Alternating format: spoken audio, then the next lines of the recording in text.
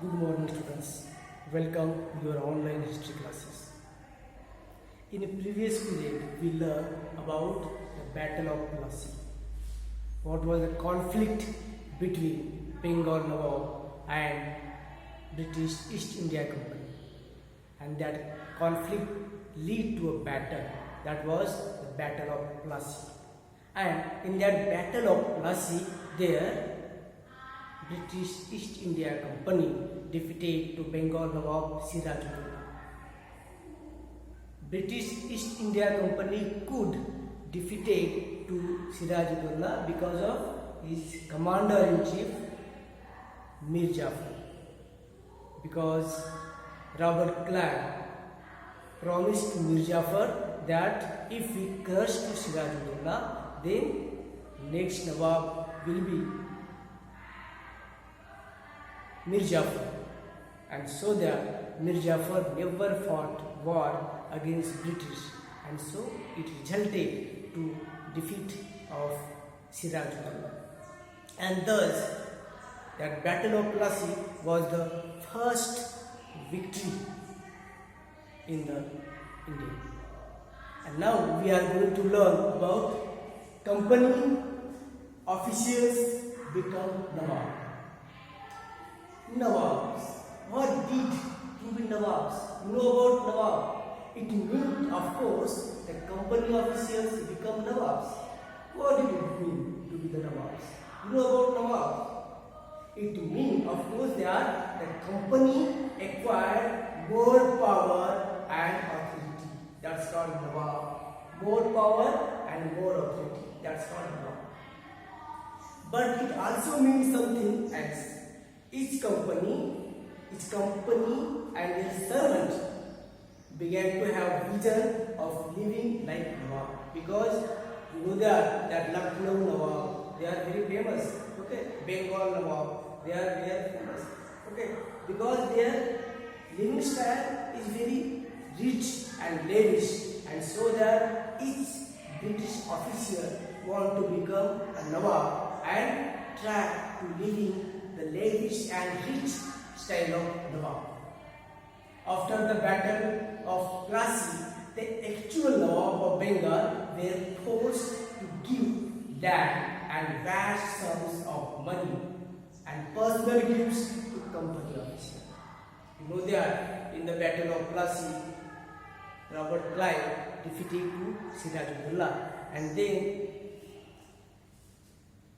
most of the Nawabs, they give their property to the British officers. And after the Battle of Plassey, most of the Nawabs, they give as a gift to the British officer land and vast sums of money as a personal gift to company officers. Robert Clive, he was the commander in the Battle of Plassey. So Robert Clive himself aims of fortunate in India.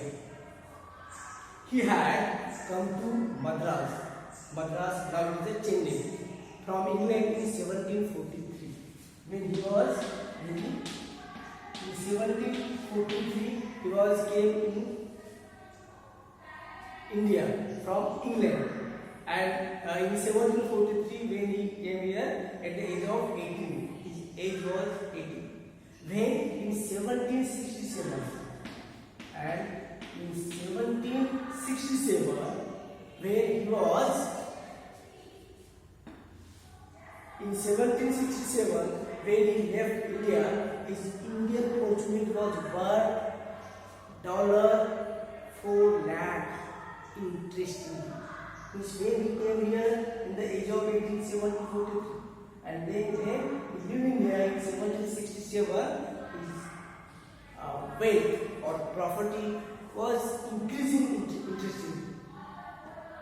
When he was appointed Governor of Bengal in 1764, when he was appointed, you know that in 1764 he was appointed as the Governor of Bengal. What happened in 1764? Battle of Buxar.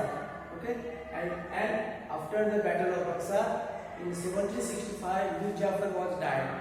Okay, and then Robert Clive decided to administrate Bengal, and they declared themselves as a Diwan of Bengal, and he acquired power of economical power of collect the revenues and taxes. Okay, so in 1764, when he returned, then he had a huge wealth. He was asked to remove corruption in company administration, but he was himself cross-examined in 1772 by the British Parliament, which was suspicious of his vast wealth. And in 1772,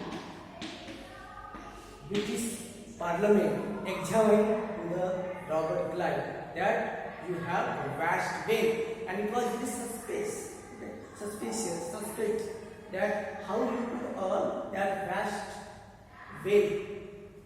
He was asked to remove corruption in the company administration, but he was himself cross-examined in 1772 by the British Parliament, which was suspicious of his vast wealth, although he was acquitted.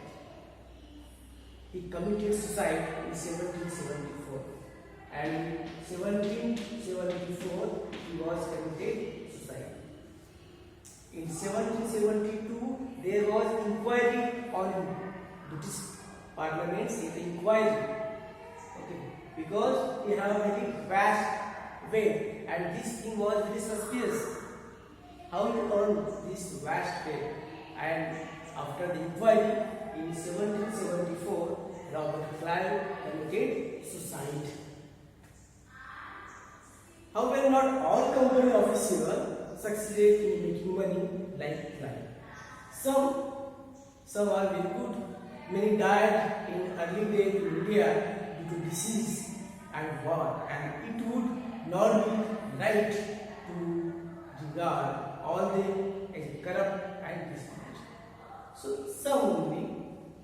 some British officers, they earn a lot of money, but not all of the soldiers. Some officers, they died in India because of disease, and in the war also. Many of them came from humble backgrounds, and their uppermost desire was to earn enough in India, return to Britain and lead a comfortable life. Some officials, they come India, they have to earn money, and they want to return England and live a very lavish lifestyle, a rich lifestyle, or comfortable life, lead a comfortable life. Those who manage to return with wealth live flashy lives in flaunted their riches. They were called Nawabs. And Nawabs is what? It is a Anglicized version of Nawab, version of the Indian word Nawab. It is the Nawab. It is the Indian word Nawab, and Nawab is a Anglicized version of the Indian word Nawab. They were often seen as upstart and social climbers in British society, and were ridiculed or made fun of in plays and cartoons. So that Nawabs, they were very important. Every British officer want to become like Nawab. Okay, and so that Nawab became very famous or popular in the Britain. Now we will learn about next topic. So you learn about company officers became Nawab. How they became Nawab? Why they became Nawab? Okay, because they want to live the lavish lifestyle, and so they became Nawab. Then you learn about the Robert Clive. Robert Clive, he came India in 1743 when he was age 18, and he returned in 1767. In 1764, Robert Clive became the governor of Bengal, and he earned a lot of property, huge property. When he returned to England with his huge property, huge wealth, then British Parliament set an inquiry on him, and in that inquiry he felt suspicious because his vast wealth, and in 1774 Robert Clive committed suicide. Now we will learn new topic.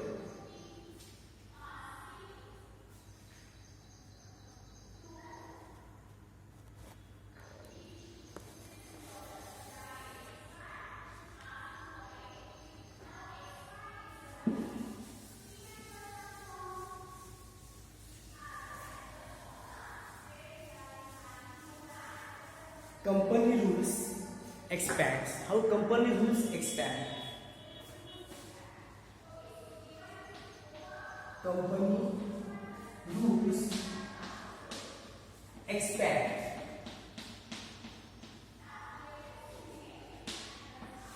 Company rule expands. If we analyze the process of annexation of Indian states by the East India Company from 1757 to 1857.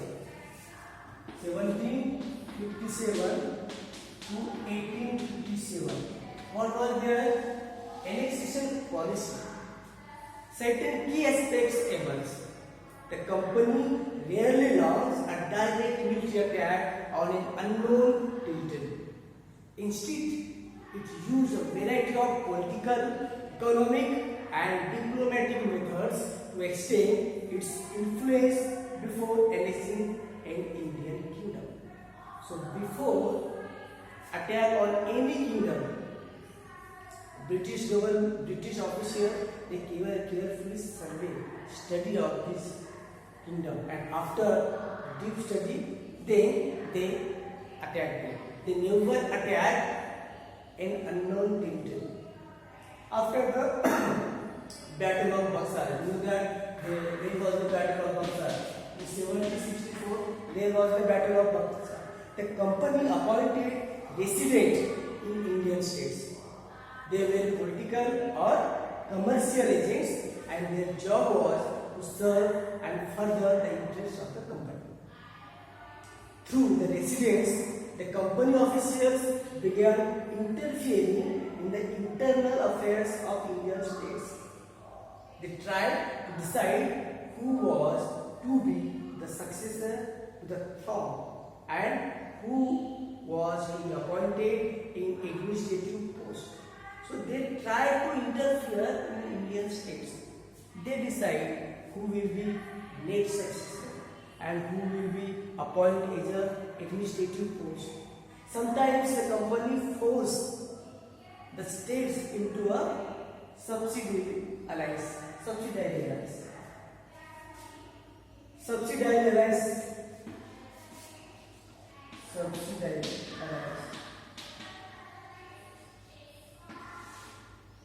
Subsidiary alliances. That subsidiary alliances, that is very important, and it is very important.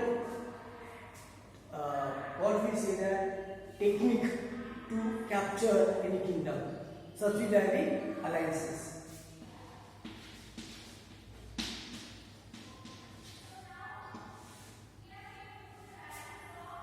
Subsidiary alliances.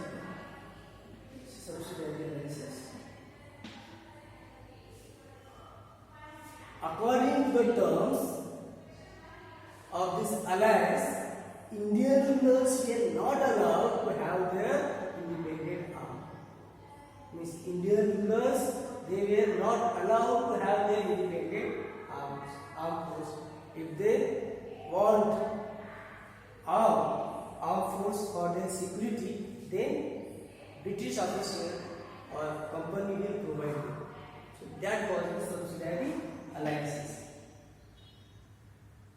According to the terms of this alliance, Indian rulers were not allowed to have their independent armed force.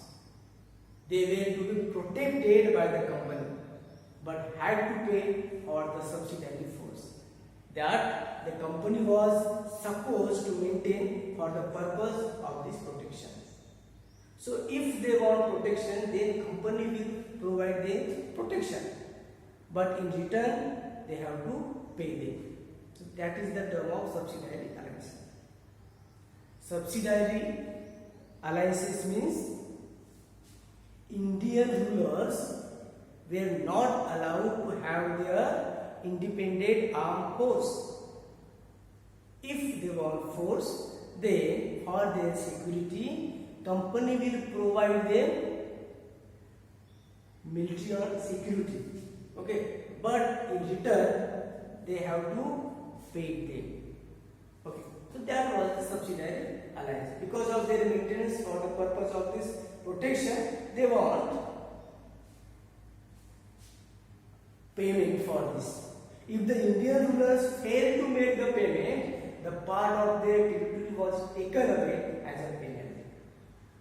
If any rulers fail to pay their payment of that subsidiary alliance, then they taken their territory, a part of their territory, like Awadh Nawab, he failed to make payment of their subsidiary alliances, and so their British East India Company taken their half part of the kingdom as a penalty. Okay. For example, when Richard Wellesley, he was the Governor General in 1798 to 1798. Richard Wellesley up to 85. 1798 to 85.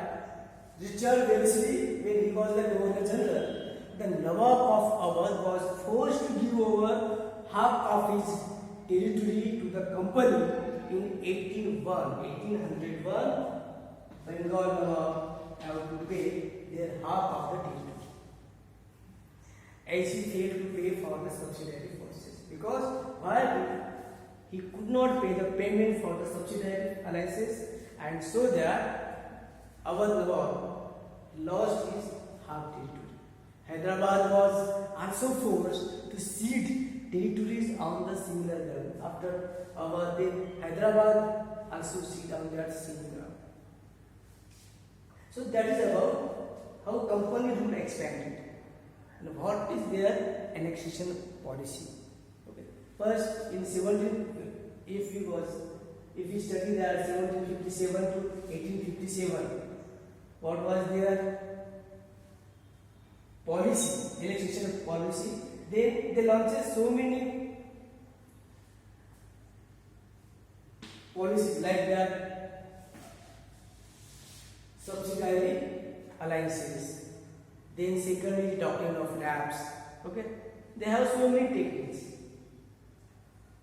to capture the Indian territory or Indian states. So that is about company rules expand. It is for today. Tomorrow we will learn another topics. Thank you very much for watching this video.